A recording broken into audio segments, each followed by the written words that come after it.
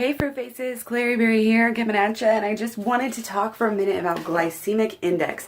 The glycemic index and the glycemic load and the glycemic diet. It's all really hot right now. Everybody's talking about it. Nobody wants to get diabetes, and they all think that if they lower their glycemic index that they're going to lower their blood sugar, which is therefore going to take away their diabetes.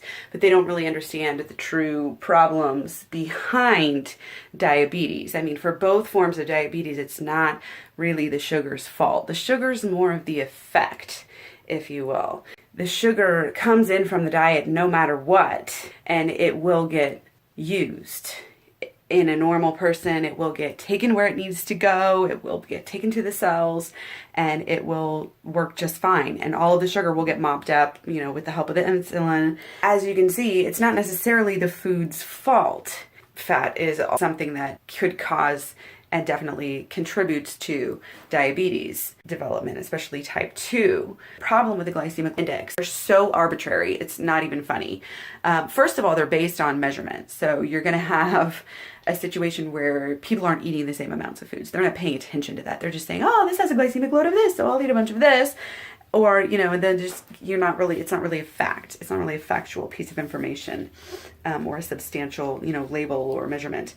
It's based off of normal people's reactions, their reaction, their bodily function reaction to that food. And there could be so many factors that throw that off for however many sample tests they're doing and trying to pass that off as everybody. And there's so many different variations, from genetic to what you're eating, what you've been eating your whole life, your biology, your recent grandparents, what they ate, medications. I mean, so many different things, exercise level, stress level, et cetera, et cetera. I could go on, but it's based off of normal people's reactions to these different foods. And then they're assigned a number based on these reactions.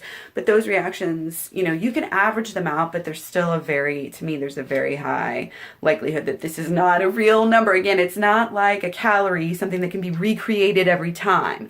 A calorie is just a label for how much energy, you're expending, but it can be measured usually pretty accurately.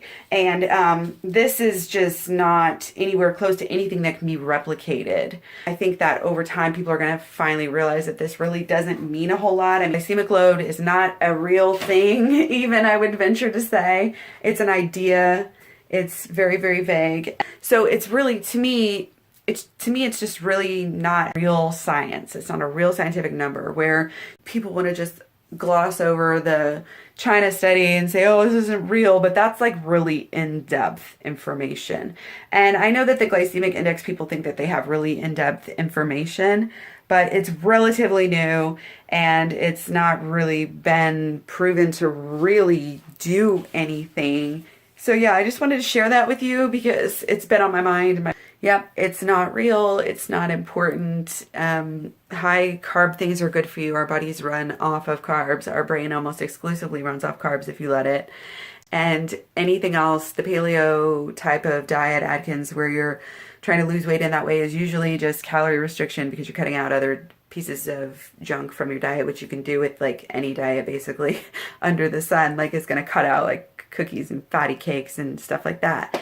So it's just one of those things. You do have some benefit, but is that going to unweigh the damage that you're going to do to your body by eating a high fat diet?